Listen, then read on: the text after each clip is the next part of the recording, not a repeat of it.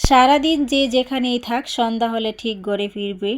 আমার হাঁসগুলো এত লক্ষ্মী যে সারাদিন বিলে থাকে আর সন্ধ্যা না হতেই বাড়ি চলে আসে।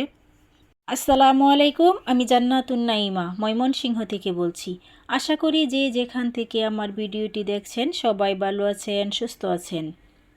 আরাফের বড়ই ভর্তা খেতে মন চাইছে, আমাকে বলতেছে ছাদ থেকে বড়ই পাড়ার জন্য, আর আমি কোনোভাবেই পারতে পারছি না।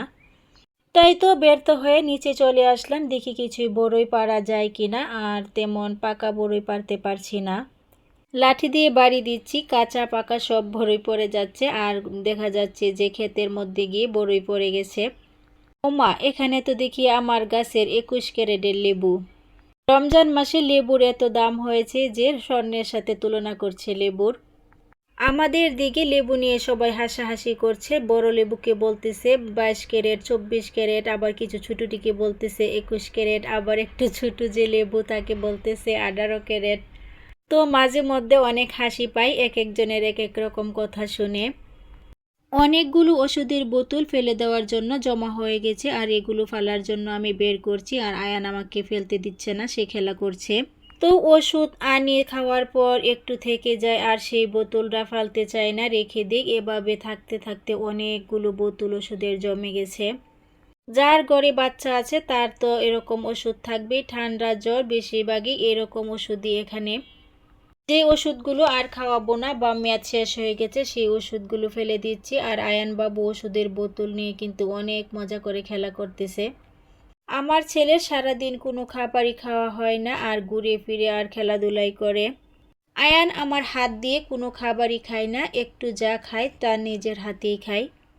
সব সময় সে বায়না করে নিজ হাতেই খাবে, আমার হাত দিয়ে কোনো খাবারই সে খেতে চায় না। এভাবেই আস্তে আস্তে হয়তো খাবার শিখে নেবে, না খাক আমিও সামনে রেখে দিই, যতটুকু খাই ততটুকুই আলহামদুলিল্লাহ।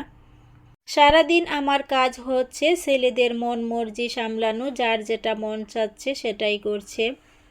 বড়ই ভর্তা খাওয়ার জন্য বড়ই পেড়ে আনছে, ইফতারের টাইমে তাকে বড়ই ভর্তা করে দিতে হবে। সারাদিন রোজা রেখে কত কিছুই মন চায়, অথচ ইফতারের টাইমে কোনো কিছুই তেমন করে খেতে পারে না। হুজুর সাল্লাল্লাহু আলাইহি সাল্লামের প্রিয় খাবার নাবিজ, সেটা তৈরি করছে আরাফ নিজ হাতে।